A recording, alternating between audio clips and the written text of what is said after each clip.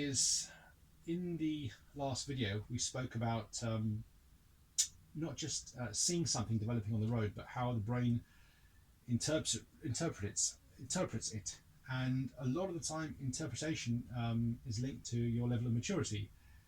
So as an example, earlier on I said that if you're driving along on a motorway and you've got a lorry or a coach travelling in lane 1, you don't want to be sitting right next to it in lane 2. You want to have a gap of maybe 2 or 3 seconds, a diagonal gap of 2 or 3 seconds between you and that vehicle.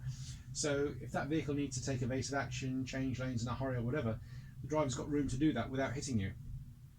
Especially at night time, it's sometimes very difficult when you're driving a coach or a lorry to determine how far behind you vehicles are.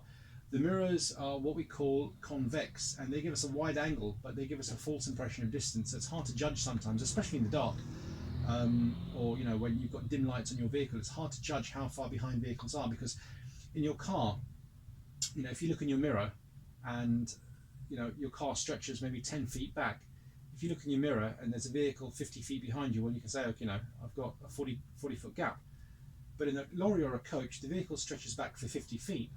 So we're having to look right into the vanishing point of the mirror to determine how far behind us the other vehicles are. And sometimes it's difficult to judge. So never sit next to a large vehicle on the motorway.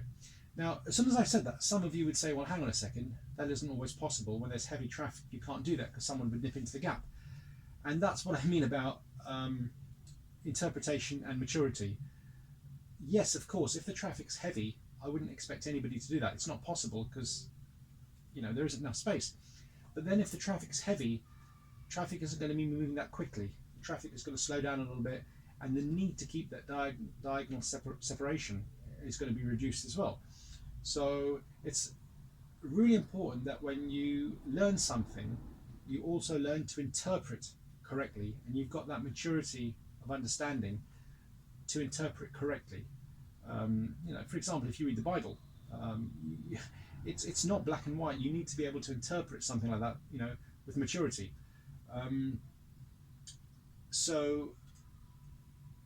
Another really important thing is attitude. There's a great video on YouTube by a gentleman called Brian Schill, who was a young fighter pilot shot down over Vietnam in the American Air Force, and subsequently went on to fly what is arguably the best aeroplane in the world, the Lockheed SR-71 Blackbird. And he talks about how attitude is more important than anything else. After him being shot down, the first thing that was important to him was basically trying to get out of that jungle after being burnt half to death. Then the second thing was, after was flown to an American hospital in Okinawa, Japan, his next priority was staying alive because they told him he wouldn't live.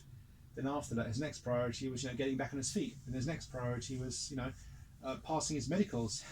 And after all that, he ended up flying the SR-71 Blackbird, and he's one of only 130 pilots in the world who's ever flown that aircraft. And he says that what got him through wasn't training, it wasn't education. All those things are great. Being highly educated is great, and all the rest of it. But if you haven't got the right attitude in life, you can have all the money, all the education in the world. It's not going to help you. Attitude is so important. So with attitude comes maturity, and with maturity comes the ability to interpret correctly. So everything that I teach you here has to be interpreted correctly. It's like when you go to IKEA. If you buy one of those flat pack wardrobes, when you take it home and put it together, it's not the same as a professional carpenter putting it together. The screws aren't going to be tightened quite as well. It's not going to be glued quite as well.